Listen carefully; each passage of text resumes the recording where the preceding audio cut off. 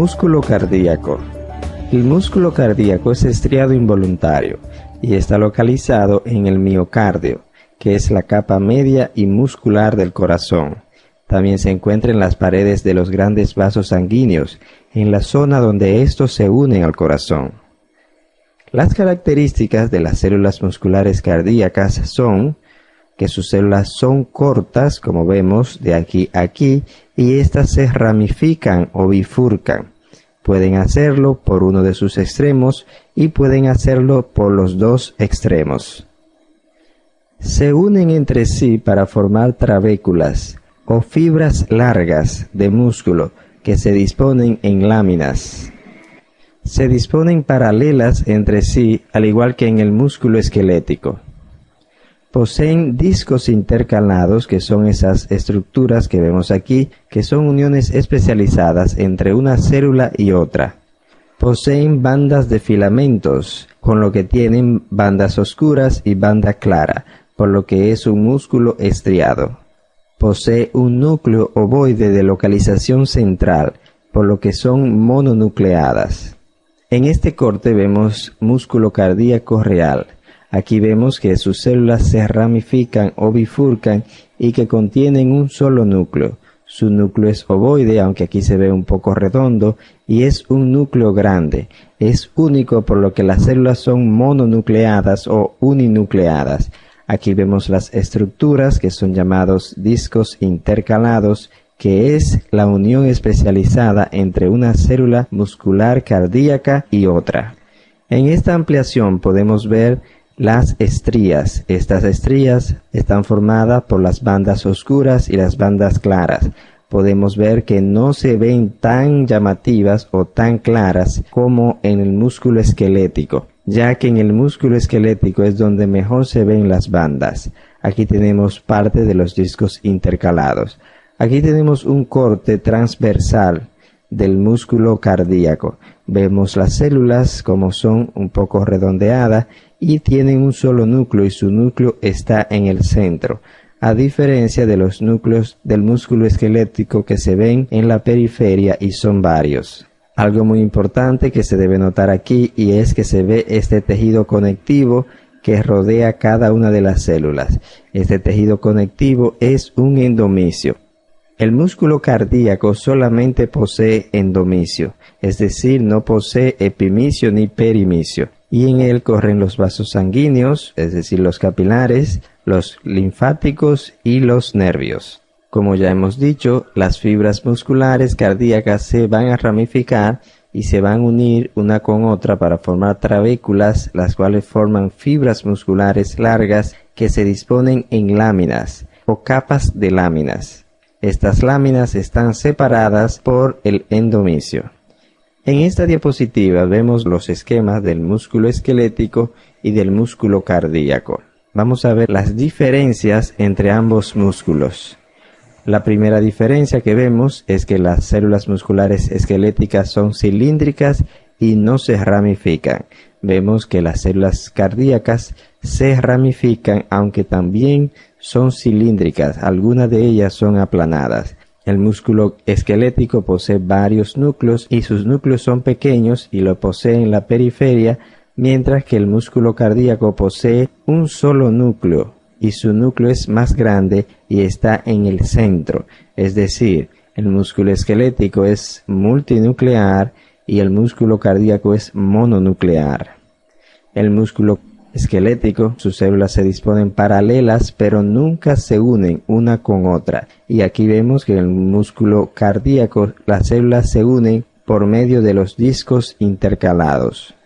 En el músculo esquelético las bandas se visualizan mejor, mientras que en el músculo cardíaco, aunque se ven las bandas, no se visualizan con tanta claridad o detalles como se ven en el músculo cardíaco. Aunque aquí no se ve, el músculo esquelético posee 3 capas que son epimisio, perimisio y endomisio, mientras que el músculo cardíaco solamente posee endomisio. Otras diferencias importantes entre estos dos músculos son su sistema membranoso y su provisión de calcio para la contracción. Los túbulos T del músculo cardíaco tienen más del doble del diámetro que los túbulos T del músculo esquelético y están en relación con los discos Z y no con las uniones de las bandas A e I como sucede en el esquelético. El retículo endoplásmico del músculo cardíaco es muy poco desarrollado y no forma cisternas terminales, sino que forma pequeñas terminaciones las cuales se acercan a los túbulos T, por lo que no forman una triada como en el músculo esquelético, más bien forma una estructura llamada diada, aunque algunos textos de histología más antiguos lo consideran como una triada, pero últimamente se ha investigado más a fondo y se considera que forman diada en la mayoría de los casos. Estas diadas están localizadas también adyacentes o cercanas a los discos Z, y no como las triadas del músculo esquelético que están en las uniones de las bandas A con las bandas I. Como el retículo endoplásmico del músculo cardíaco es muy pequeño y no posee cisternas terminales, sino que posee pequeñas terminaciones, no puede almacenar todo el calcio necesario para la contracción muscular, por lo que el calcio debe transportarse activamente desde el espacio extracelular hasta el interior de la célula para producirse la contracción, a diferencia del músculo esquelético, que todo el calcio se va a almacenar en las cisternas terminales del retículo endoplásmico, es decir, de la triada. En el músculo cardíaco, parte de este calcio también se almacena en los túbulos T, es decir, en el espacio extracelular, ya que los túbulos T son mucho más amplios, alrededor de 2,5 veces de los túbulos T del músculo esquelético. Se almacena parte del calcio en esta localización para su rápido transporte hacia el interior de la célula. Esto hace que la célula muscular tenga un mayor consumo de energía, por lo que las mitocondrias son mucho más abundantes en este músculo. Casi la mitad del volumen de la célula muscular está representada por mitocondrias. También la cantidad de mioglobina que contiene la célula cardíaca es más abundante que la del músculo esquelético. Esto es debido a la elevada necesidad de oxígeno de estas células. Este además contiene gotitas de lípidos y glucógeno abundantes. Las miofibrillas de este no son estructuras bien definidas como en el músculo esquelético. En el corazón encontramos 3 tipos de fibras cardíacas, que son las ventriculares, las auriculares y las fibras de Purkinje. Las ventriculares son las que hemos descrito hasta ahora. Las fibras auriculares son más pequeñas, con sistemas T poco desarrollados o ausentes en las células más pequeñas. Contienen gránulos densos, en especial en la aurícula derecha, que contienen péptido auricular natriurético, que tiene como función disminuir la presión arterial. Este péptido actúa disminuyendo la capacidad de los túbulos renales para la absorción. Las fibras de Purkinje son células musculares especializadas. Estas se localizan en el subendocardio, sobre todo en el tabique interventricular, y forman parte del sistema de conducción e impulso del corazón. Como vemos aquí, estas son las fibras de Purkinje. Son más grandes, gruesas y pálidas que las demás fibras cardíacas, con poca miofibrillas, abundante sarcoplasma y gran cantidad de glucógeno.